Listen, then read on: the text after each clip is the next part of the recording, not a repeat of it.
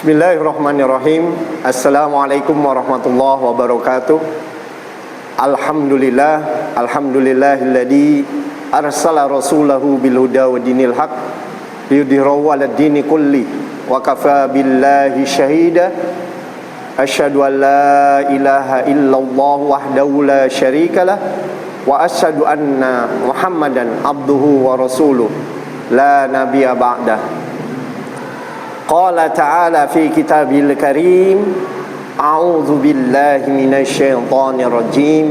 Bismillahirrahmanirrahim. Ud'uni astajib lakum. Al-ayah. Alhamdulillah, selamat berjumpa kembali sahabat Uswacil yang dimuliakan Allah. Pada kesempatan kali ini saya akan menyampaikan sebuah kisah yang luar biasa yang mungkin nantinya akan mengambil ibroh untuk kita semuanya. Setiap manusia pasti memiliki sebuah aktivitas, dari kecil hingga dewasa. Pasti sesuatu aktivitas ini sering dilakukan oleh anak kecil hingga dewasa. Apa aktivitas itu? Aktivitas itu yaitu namanya doa. Sahabat Uswacil yang dimuliakan Allah, doa itu merupakan permohonan, dan setiap manusia pasti pernah melakukan doa.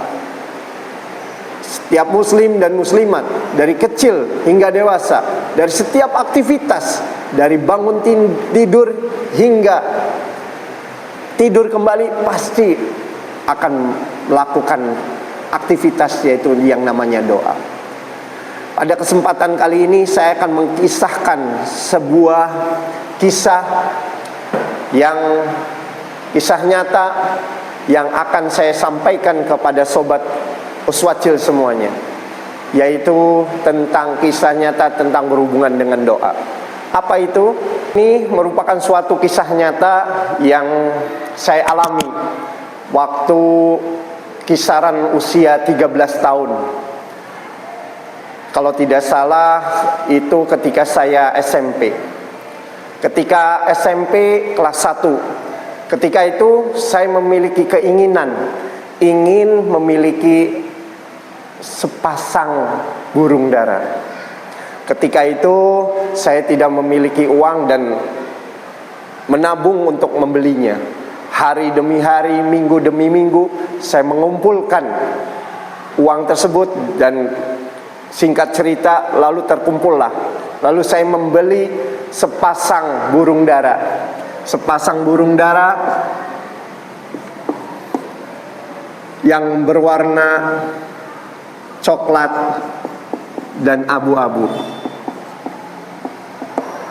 Burung dara ini sangat senang sekali ketika itu, karena ini baru pertama kali saya memilikinya. Saya ketika itu tinggal di sebuah kampung yang bernama Kampung Teluk. Dan di sana saya berdekatan dengan masjid, sebuah masjid di sana, yaitu Masjid Nurul Huda. Berdekatan, kurang lebih 2 meter, gak jauh, bisa berjalan kaki.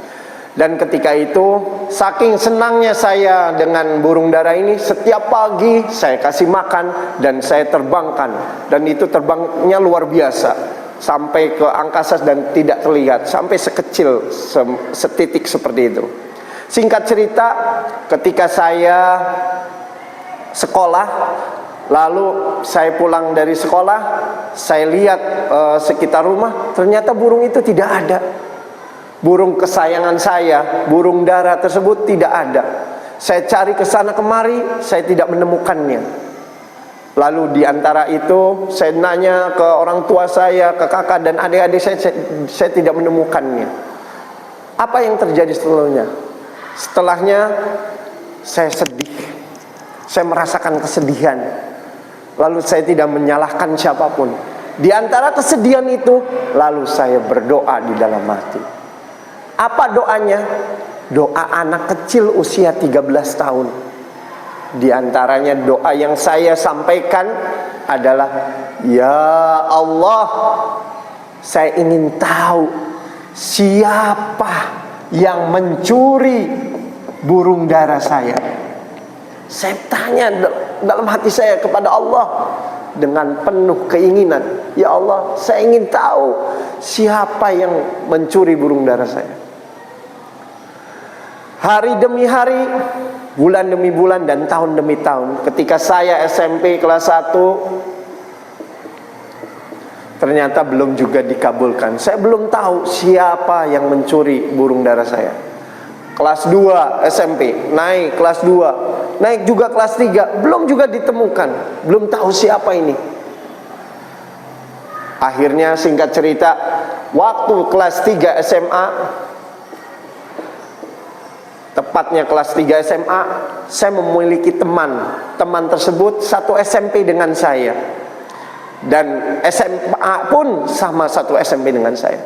Tiba-tiba qadarullah, teman itu mendekat dengan saya, lalu dia sampaikan, Den, dia berkata kepada saya, Den, kamu tinggal di mana? Saya jawab, saya tinggal di Kampung Teluk. Lalu dia menjawabnya, oh, di Kampung Teluk, saya juga punya teman di sana, namanya si Fulan, dia tinggal di Kampung Teluk. Ternyata saya kenal dengan si Fulan tersebut. Dia rumahnya tidak jauh dari saya. Rumahnya kurang lebih melewati 4-5 rumah di sana. Dekat.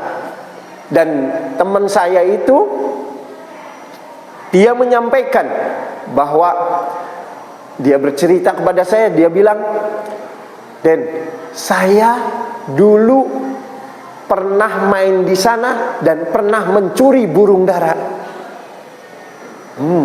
Masya Allah. Kira-kira sahabat Uswacil sudah tahu belum siapa pencurinya?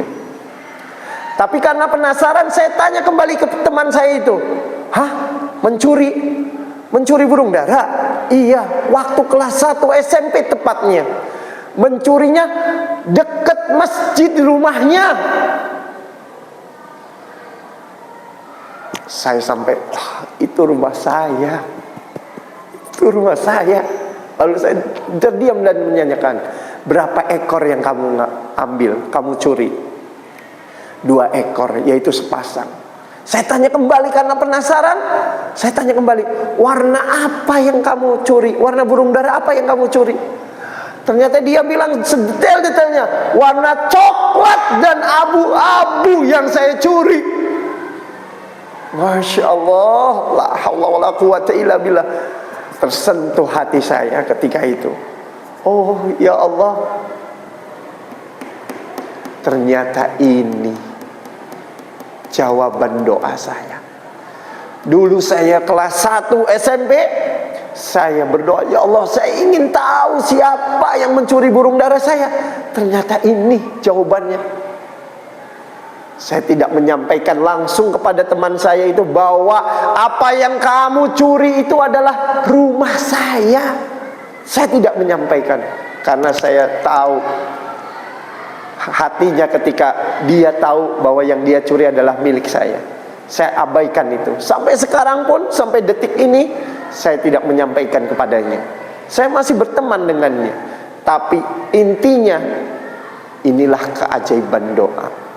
Kurang lebih dari kelas 1 SMP ke kelas 3 SMA, 6 tahun sudah doa itu saya panjatkan. Dan Allah kabulkan di 6 tahun tersebut. Masya Allah. Ini pelajaran untuk kita semuanya. Terkadang kita ingin sekali cepat-cepat untuk pengen, ya Allah, saya pengen pintar, pengen ini. Tapi kita pengen instan. Kok ya Allah, kok nggak dikabulkan? Maka dari itu, ini pelajaran untuk kita semuanya. Bulan Ramadan ini bulan penuh hikmah. Dan di sisa Ramadan ini, marilah kita memaksimalkan.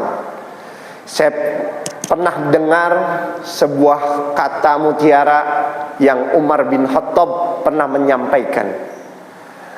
Umar bin Khattab menyampaikan dalam kata-katanya, dia sampaikan bahwa aku tidak khawatir doa-doaku tidak dikabulkan oleh Allah, tapi yang aku khawatirkan aku tidak diberi hidayah untuk berdoa kepadanya.